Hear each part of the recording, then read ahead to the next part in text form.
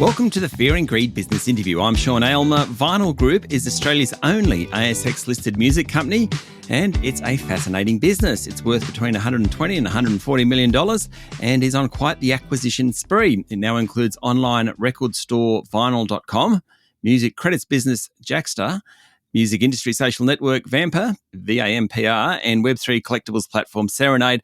But it goes beyond music to publishing as well through its ownership of the Brag Media, which is the local publisher of Rolling Stone and Variety, and media industry website MediaWeek. Josh Simons is the CEO of Vinyl Group. Josh, welcome to Fear and Greed.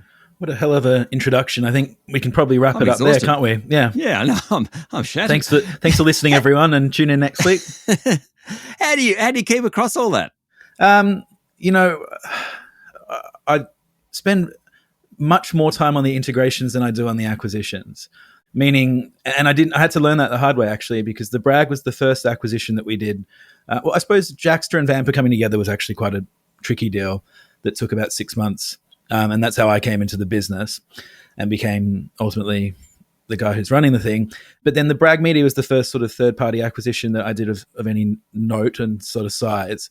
And, that was a hard deal, but then we spent much, much more time on integrating it. And I realized that, and I'd been told this by business mentors and, peers and stuff, that integrations were as important, if not far more than the deal itself. And I had to learn that firsthand. And so we take that side really seriously. What that means is you have a lot of shared back office functions. You've got a lot of, shared sales resources that are working out interesting ways to bundle the various products across the multiple companies and sell far more compelling bundles, for lack of a better word, to our various partners. And it actually has quite a compounding effect, because customers that might have spent 50 grand with us in the past now talking about, multiples on that, because they're able to tap into all these different things that we can offer. So I really feel like our job is to make agencies' life as easy as possible, and we can sort of say, we can give you this, that, and this, and then they go, great, where do I sign? And that's kind of how we're doing this. Okay, so essentially the revenue model is on broadly you're a music business, though MediaWeek certainly pushes beyond that. But the idea, though, is that via sponsorship or advertising, that's where your revenue base comes from, across Vampr and Rolling Stone and vinyl.com, etc. I'd say more generally that most of the revenue is really coming from advertising sources, and that would include some of the stuff you just mentioned. So right. Ads is sort of the name of the game, and it's the one sort of business model that glues everything together across the various platforms. But as you pointed out, with a very specific music focus, there's a distinct lack of ad companies out there that just focus on the music industry, and so that's where we see the real opportunity. Okay, and so you're selling an audience which are music lovers broadly, and I mean, what are the demographics of that audience? I'd say that's half the audience. So the whole thing that we do, if you sort of go to our website and read any of the invested materials that we've put out over the last sort of 18 months, is we talk a lot about creators and consumers. And really there is no music industry if you don't have a vibrant creator economy and, a healthy number of fans who are willing to spend money on that. And so everything that we do is an attempt to connect point A with point B. That's been connecting consumers with creators. And so I would say our audience thusly is split, right? It's not 50-50, but if anything, we've probably got more creators hanging out. Obviously, some creators are consumers as well. I mean, in fact, all creators are consumers as well. So there's a high crossover in that market, in that demo, but that's broadly speaking who we target. Okay, so I'm kind of interested in you, Josh, because you come from the Vampr group, Vampr side of the business. Yeah. Vampr. I'm sorry, I've said That's that all wrong right. the whole time. That's Vampr. okay. But you're a musician by trade, is that right? Yeah, so I'd say an entrepreneur by trade. I've done a lot of different things. So I dropped out of school when I was 17 and started a film production company. We made... As you do. As you do. I hired 40 people before I turned 18. Did they know? No, that's actually very funny you asked, because there was an article that came, the first ever article about me came out in the Leader, which is like a News Corp local edition. And it was the front page and it said The Real Deal and still only 17. And when they found out, no one was very happy, but it was the last day of production on the film, so it didn't matter. Right. But, I dropped out of school, did that. That burnt me out. I was too young to have done any of that, but I probably also, it was a baptism by fire. So I kind of cut my teeth doing that, sold out of that. And then I started managing bands, but I was really frustrated with the bands that I was managing. They weren't commercially minded or geared enough for my personal preference. I wanted to see them, appearing on TV and getting their songs in movies. And so I said, well, screw it. I'm going to start the band and I'm going to make the music that I want to hear out there, because I'd always played music, but as a hobby, not as I'd never thought of it as a career. And it worked. Like I wrote some songs with some musician friends and we put them on Triple J Unearthed, and I think 3 months later we were touring nationally and playing festivals, and it was pretty wild. And then that sort of went on for about 5 or 6 years, and we tried replicating that success in England, and it just wasn't working very well. Not because we weren't talented or we didn't have the work ethic or anything, but we just didn't know anyone in a different territory. And we spent 5 years building up the momentum in Australia, and then thought we could do it in 5 minutes in a bigger country. And it's a mistake that a lot of musicians make, actually. It's great when it works, but when it doesn't work, it's a very expensive mistake. That's why I started Vampr, because I wanted to have a technological solution to fast-tracking networking in the music industry, and that's what Vampr does. So my sort of stumble in my music career ended up being, hopefully, for the benefit of the entire industry. Stay with me, Josh. We'll be back in a minute.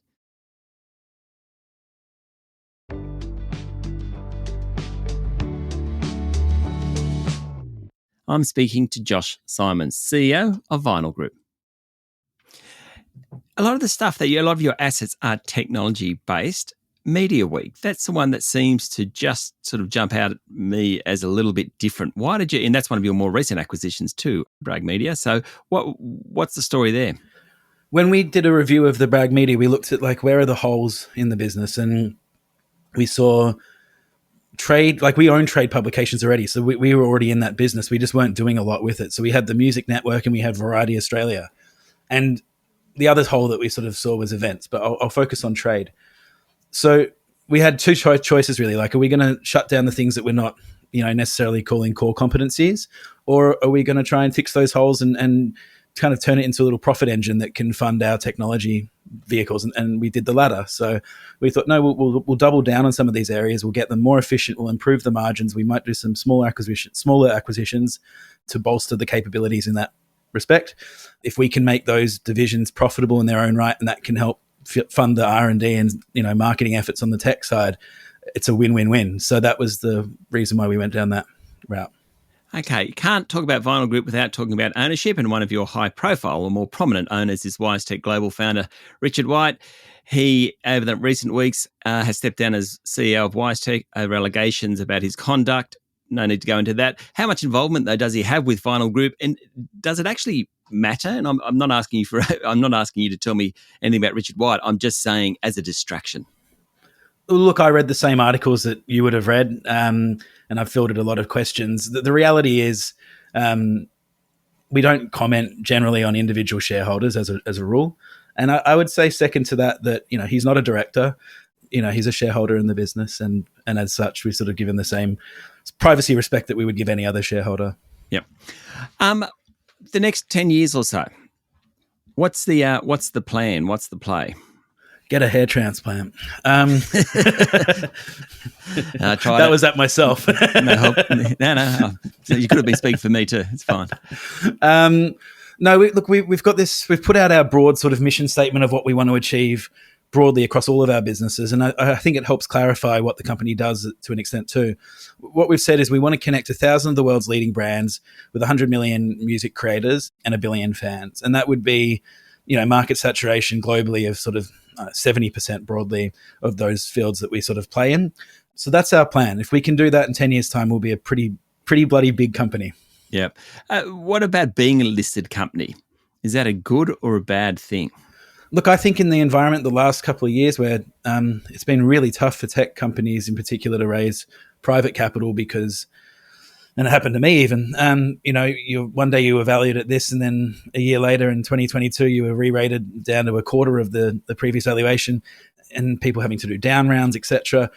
Being public right now is good because it's a different type of fundraising. Obviously, you've got, when you hit a certain scale, and we're sort of approaching that size now, you have access to different kinds of funds that have a requirement to put money into vehicles. And so it's it's probably, of course, it's more liquid, it's public, but it seems like there's more money going around than what you necessarily have access to in the private markets, at least right now. And it's also a great motivator to get up every day and do your best, because the market's sort of judging you based on your performance, and it's a real fun part of the job, I suppose. Yeah, I mean, your share price has doubled in the last year or so. So, I mean, that you take that when you can, because obviously when you have big shareholders jumping in and wanting to be part of it, it helps. So Josh, I'd jump all over that and just say, have you noticed our share price has doubled in the last year? I think that's how the CEO is supposed to talk, isn't he? Yeah, I mean, I'm probably maybe being a bit humble, but certainly when I sold my company, when we first started talking to Jaxsta about taking over Vampr, one of the things that was appealing to me was, with respect to the former management team, the share price wasn't doing very well, and it was stuck around 2 cents. And I thought, you know what, there's a real opportunity here. If I can come in and feel like I can add value and run this and bring together these vehicles, I've done it before in America. I can probably do it again here, and I can grow that share price relatively quickly. And like you said, a year and a half later, or really 2 years since I started having those conversations, it's 6x today of where that was. So it's pretty impressive. Good on you. Josh, thank you for talking to Fear and Greed. Thank you. That was Josh Steinmans, CEO of Vinyl Group. This is the Fear and Greed business interview. Join us every morning for the full episode of Fear and Greed, business news for people who make their own decisions. I'm Sean Aylmer. Enjoy your day.